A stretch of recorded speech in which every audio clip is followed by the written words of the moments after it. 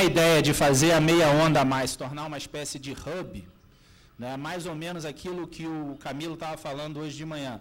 A meia onda é a nossa joia, então a gente vai fazer tudo concentrar por ela, né? E soluções com uso ou não da eletrônica de potência.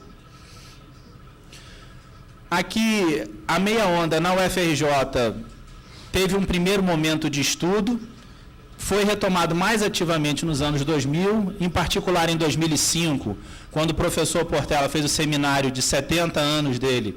Ele apresentou uma proposta de uma linha de meia onda de 1000 kV. Desde então, a gente projetou diversas linhas e o projeto é completo, ou seja, foi projeto elétrico, mecânico, o estudo de configurações do aterramento. Por exemplo, para aqui e para essas linhas, a gente fez todo o estudo do aterramento da estrutura, chegando a valores de 8 ohms para impedância de aterramento de descarga. É claro que é um aterramento um pouco mais complicado, envolve criar um anel entre os cabos contrapeso, mas foi algo que é possível ser feito. Boa parte desses resultados também provém de um P&D da ANEEL, que foi o projeto Transmitir, que se encerrou ano passado. Aqui, basicamente, eu vou trazer 2 níveis de tensão. A primeira ideia aqui do 1000 kV, né, e depois do 800 kV. Na COP, o professor Portela instigou a gente a sempre usar o limite da física. Então, em vez de ficar limitado aos 6 gigawatts dos feixes circulares, a gente trabalhou com feixes da fase central circular, fases externas elípticos, chegando a 8, e se considerar 12 condutores em feixes elípticos, a gente chega a quase 9 gigawatts. E no caso do 800 kV, a gente também vê que há um aumento do ganho de potência. E como eu disse, o projeto da linha foi feito em detalhe, sempre a partir dos condicionantes físicos. É importante mencionar isso, a gente sempre estabelecia o comportamento via equações de Maxwell, e daí, das equações de Maxwell, que a gente derivava os elementos de circuito. Em todas as configurações, o nosso campo no solo nunca excedia 9 kV por metro, né, dentro do que a gente considera adequado nos padrões brasileiros. Aqui, só para ilustrar, o feixe de 800 kV, basicamente 4,8 gigawatts, o feixe para a linha de 1000 kV, posições na torre e aqui em vermelho a meio do vão, atingindo 8,6 gigawatts. O feixe elíptico, ele permite uma compactação maior da linha e uma elevação da potência natural. Então, permite então que a gente gere essas maiores potências, fazendo, então, de fato, a nossa linha o verdadeiro corredor de transmissão.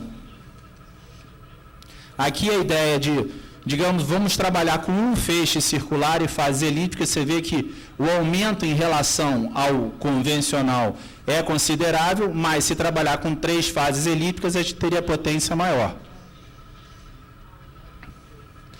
O desempenho elétrico foi muito similar, né? Ou seja, as grandezas em si vão ter diferenças, mas as sobretensões estiveram sempre dentro dos limites, as tensões de energização foram sempre dentro do esperado, abaixo, inclusive, de 2PU, porque há um fato em comum, são linhas muito longas. Então, os transitórios de manobra são amortecidos. Os transitórios de descarga, se você projetar os aterramentos da torre, a posição dos cabos para-raios de forma adequada, eles também teriam que ter um desempenho satisfatório, né? Uma coisa que é importante, por que a gente buscou sempre essa potência maior? Porque, como eu vou mostrar aqui a seguir, quanto maior a potência nominal do circuito, mais margem eu tenho para drenar ou injetar potência.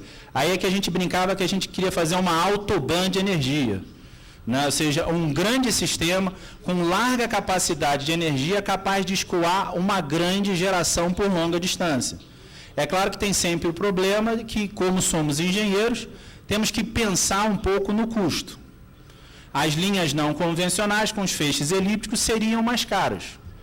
Mas o que tem que se ver é o preço disso ao longo do período de execução da linha, né, e não numa situação mais imediata, pensando num cenário de exploração tipicamente de 30 anos. Aqui, basicamente, a estrutura da rede, a gente sempre vai considerar um terminal emissor, tem um sistema equivalente, um terminal receptor, uma linha curta aqui, tipicamente 500 kV, uma elevação de 500 para 1000 ou 500 para 800 kV, a minha linha de meia onda a mais, o meu TAP CA, que pode ser shunt ou série, e a diferença da ideia foi, não vamos limitar só no dreno, eventualmente vou permitir a injeção de energia nesse meu grande corredor, né? E posso ter o TAP CA tanto em derivação quanto em série. E sempre pensando, a gente sempre trabalhou com linhas de pelo menos 2.550 quilômetros a 2.700 quilômetros. Primeira pergunta é onde colocar o TAP.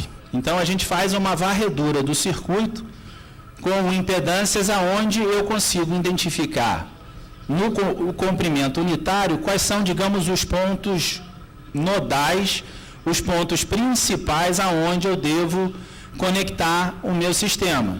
Se eu quiser uma conexão série, no entorno do meio da linha seria o mais adequado, pois ela atrapalha o mínimo da transmissão de potência. Já se eu quero conectar em derivação, eu tenho os terminais como ponto mais adequado. Aqui o sistema que foi montado, né, mais em detalhe, repara que tem uma pequena carga local. Meu circuito, nesse caso aqui, está considerando a linha de 8 gigawatts em 1000 kV, uma linha sem conexão direta, sem o TAP conectado aqui na linha, podendo ser em derivação ou série, né, o TAP série, é claro, a partir de um transformador série, tenho conversores de potência fazendo essa conexão, e a partir desse trafo dele de conexão desse sistema com o TAP série, eu posso ter uma geração local e alimentando uma carga local.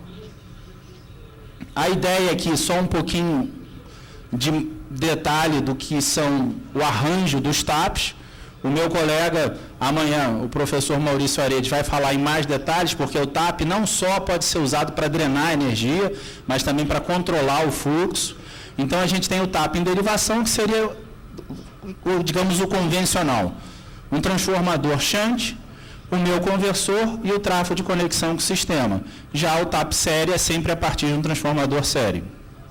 A topologia dos conversores é basicamente a mesma.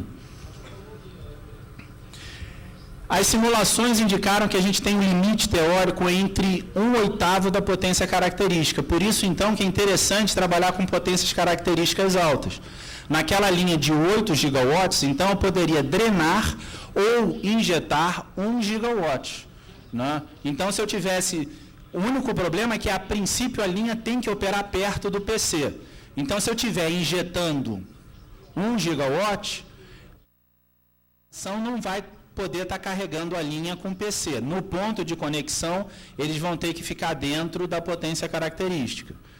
Os resultados indicaram que o TAP shunt ele consegue chegar até 1/6 do comprimento do circuito, e dado que é um circuito de meia onda com 2.500 km, isso é uma certa liberdade de distância, né? O TAP série, apesar dele ser ideal no meio da linha, a gente tem que lembrar, voltando aqui rapidinho, como a gente trabalhou com 2 linhas, no caso da perda de uma delas, haveria todo o transporte por aqui. Isso causaria um aumento de tensão, teoricamente vai a 2, mas o fato é que a gente trabalhou nesse sistema representando o efeito corona, e a gente vê que o efeito corona drena muito dessa sobretensão, chegando aí a 1,7, 1,6, dependendo um pouco das características do circuito. Então, com isso, a gente teria que ficar basicamente a uns 200 quilômetros do meio para evitar esse ponto de meio, que de fato é um ponto onde a sua linha ia ter que ser sobre-isolada caso você trabalhasse com 2 circuitos. É sempre a questão do aumento da potência característica com o preço, né? Porque agora eu estou colocando conversores e então vou encarecer, são dispositivos caros que demandam controles, subestações adicionais, né? Aqui como exemplo, uma linha aquela nossa linha de 8,6 gigawatts, né? E os eventos, eu inicio o TAP e eu tanto dreno energia do TAP, quanto eu injeto energia via do TAP. Isso aqui é tudo resultado, esses valores são calculados a partir dos valores instantâneos de tensão e corrente do meu circuito, tá? Isso tudo foi modelado no PSCAD, tentando reproduzir o comportamento do circuito, né? E a gente nota que a carga permanece com seu suprimento inalterado. A mesma coisa com a potência reativa dela. Aí fica, digamos o seguinte, não quero trabalhar com conversores, não quero trabalhar com eletrônica de potência. Teria a hipótese de fazer, como a Eletronorte já fez em alguns circuitos, de usar os cabos para-raios. O problema nesse caso é que há um limite, em torno de 8% da potência característica, que você conseguiria drenar para esse circuito. Como meu cabo para-raio é um sistema bifásico, eu vou precisar de uma subestação de conexão e ou usar ou um esquema de um banco de capacitor auxiliar para alimentar o transformador e daí ter o meu sistema trifásico, ou eventualmente até ter um próprio conversor, aí eu conseguiria um pouquinho a mais que esse 8%, para esse conversor gerar as tensões trifásicas. Né? Esse conversor aqui seria exatamente o mesmo conversor do tap shunt.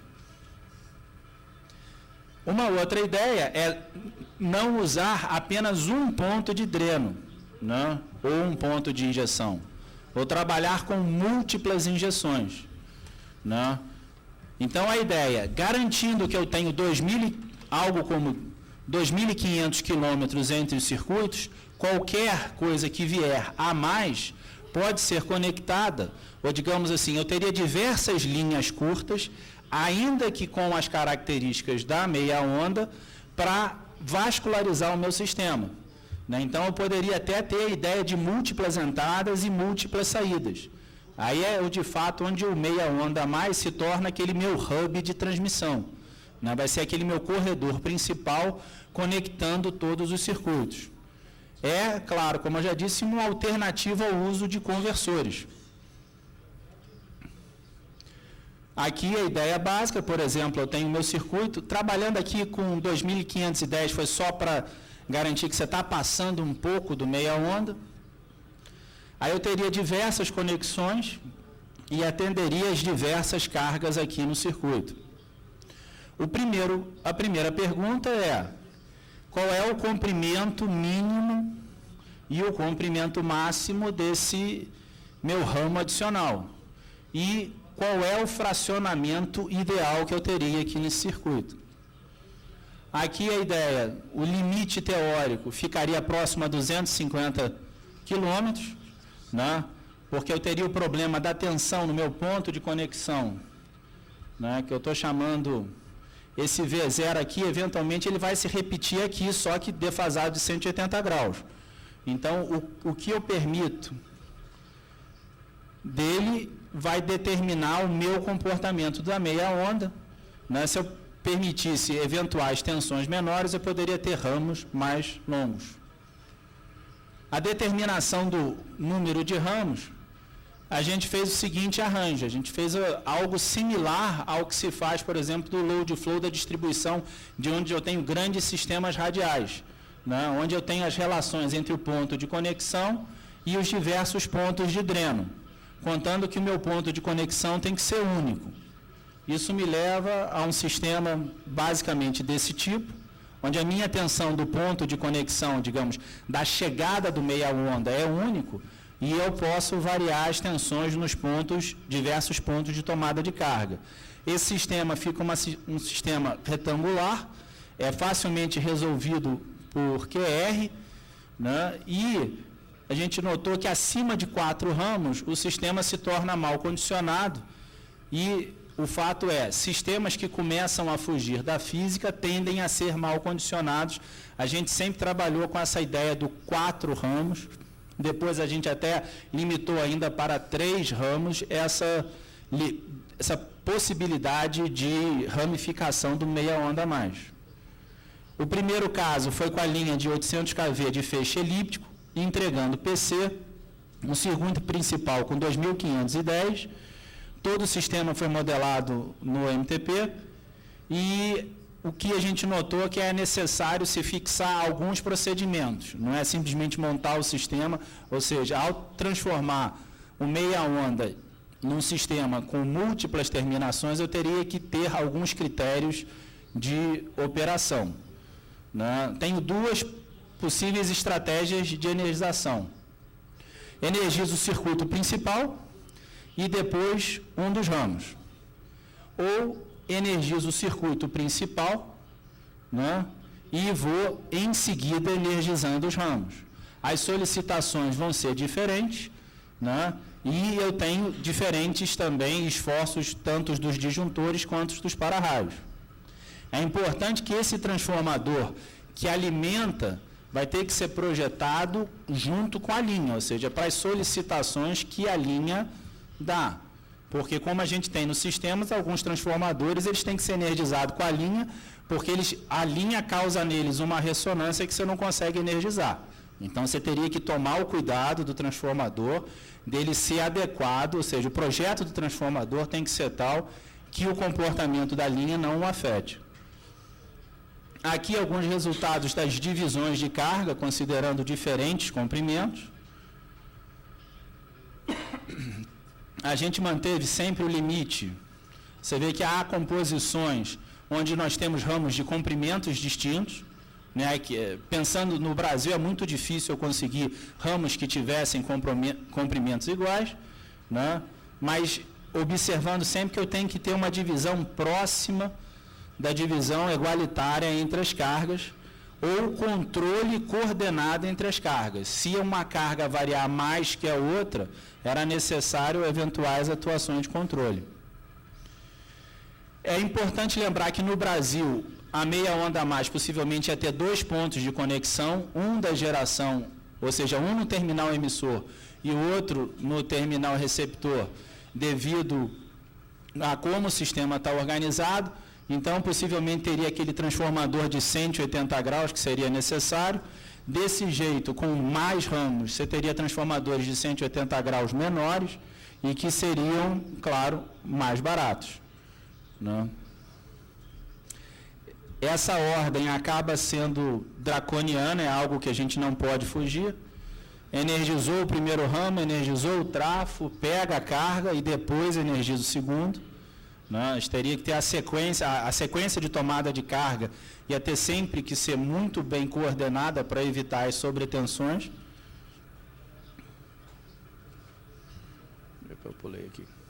Na configuração 2, aí a gente chega de fato na ideia do hub.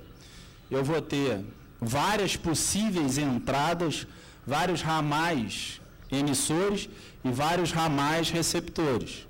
Aí a ideia é um desses ramais basicamente sempre conectado à linha e outros chegando. Repara que no fundo é quase que a mesma ideia do tap shunt. Esse aqui ele surgiu da ideia do tap shunt. Ao invés de eu ter um tap drenando energia, eu tenho um sistema que está injetando ou drenando energia nesse ponto de conexão. Aqui, como considera-se um certo comprimento aqui, seria até possível limitar distâncias menores do meu circuito principal.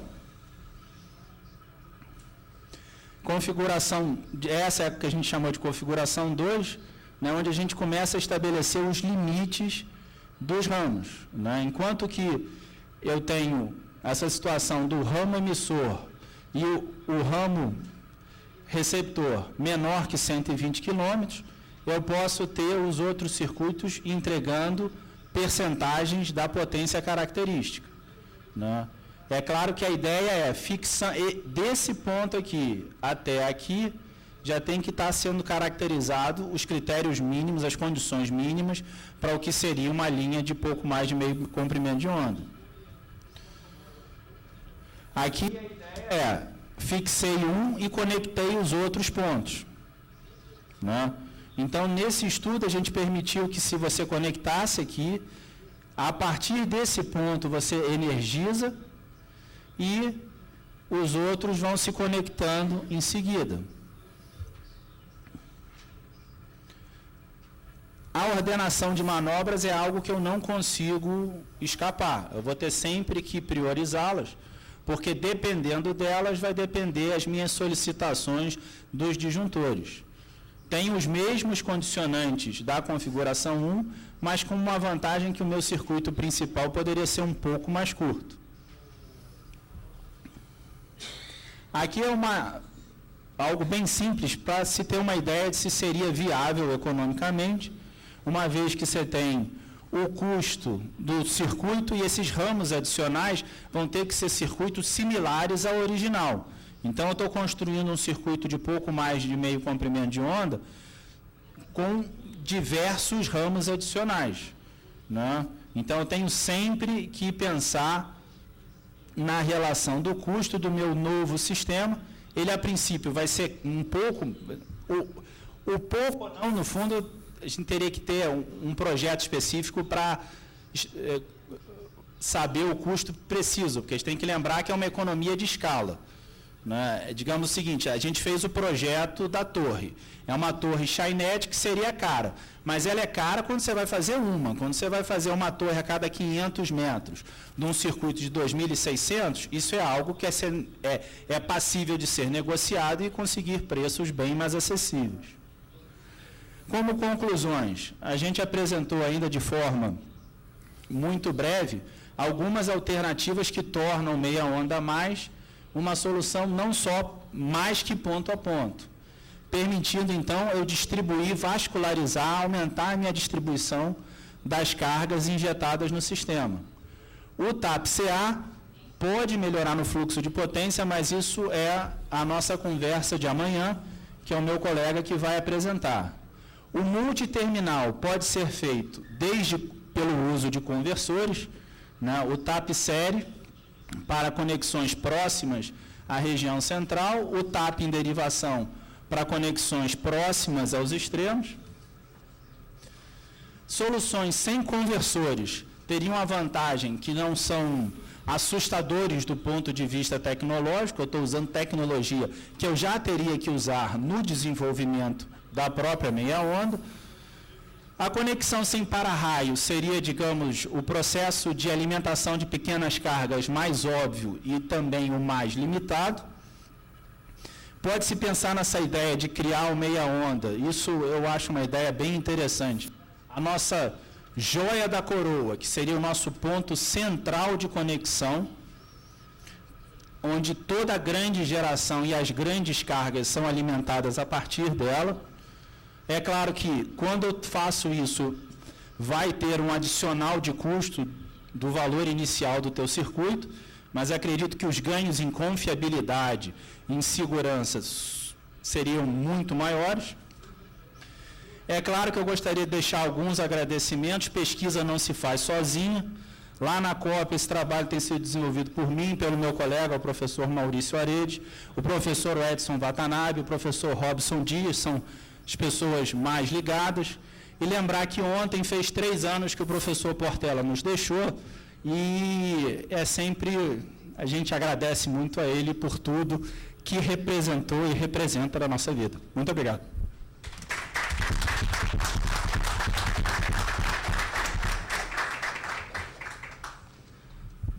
Muito obrigado, professor Antônio Carlos. Foi um dos poucos que cumpriu aí o horário. Estou 5 minutos adiantado. É verdade. Agradecemos até esses minutos. Bom, vamos abrir agora as questões e discussões a respeito desse tema.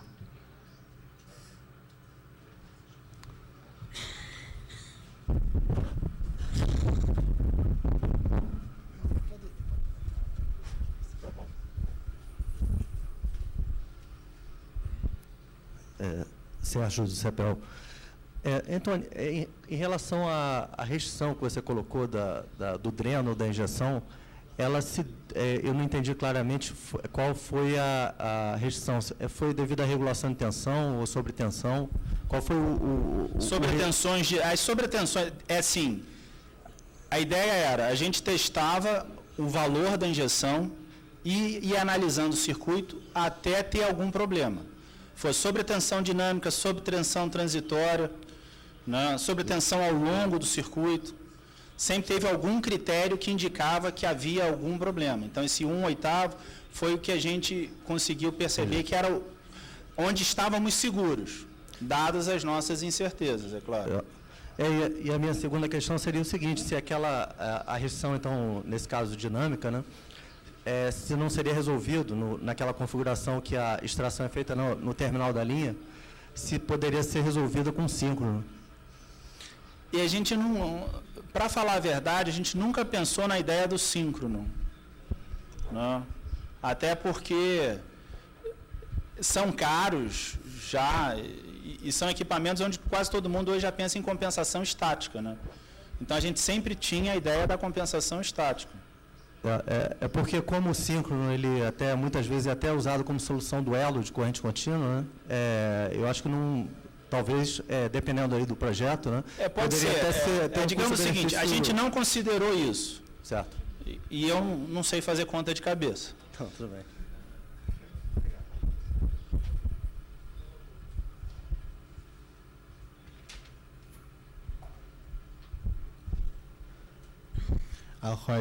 Sorry, I have a question for you.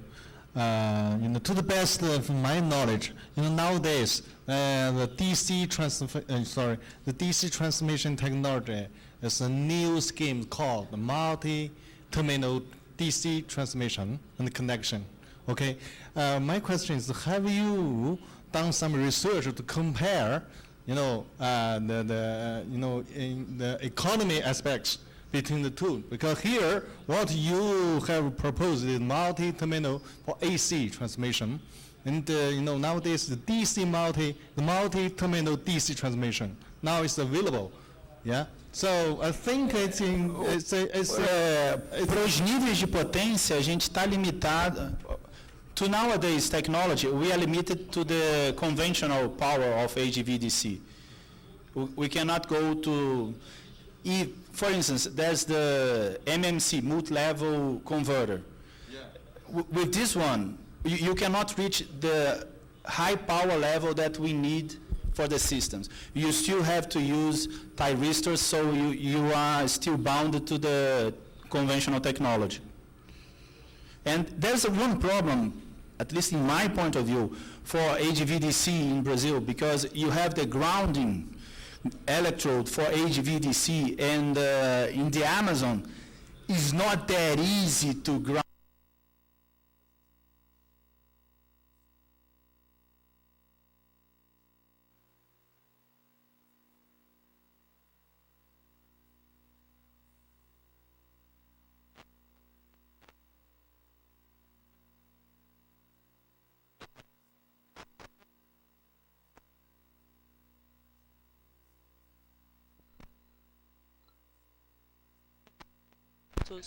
Porque na academia, se você não se atreve a fazer as coisas, quem vai se atrever? Então, o custo, eu mantenho isso em mente, mas não é algo que me motiva.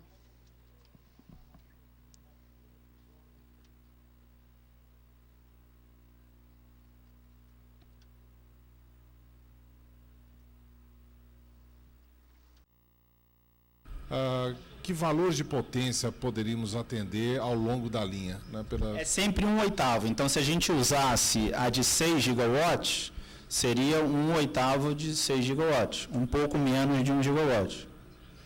Né? E dá para atender mais de um ponto? Pensando num dreno único, se você tivesse vários drenos, aí você vai ter que a soma deles teria que atender esse 1/8. Né? 1/8 seria o limite teórico que a gente considerou.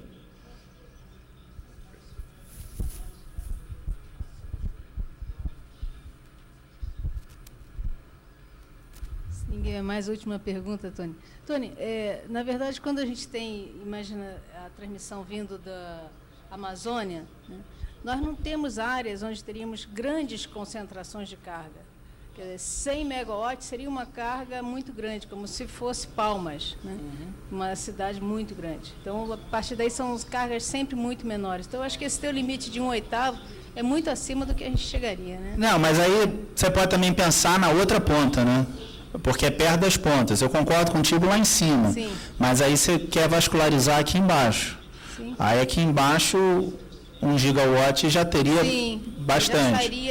Já sairiam vários. Uhum. Correto, muito bom.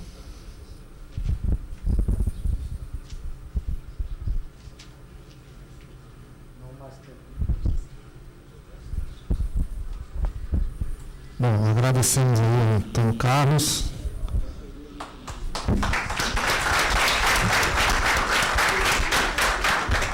Vamos passar para o próxima apresentação, tendo como moderador o professor Marcos Paes. Está aí?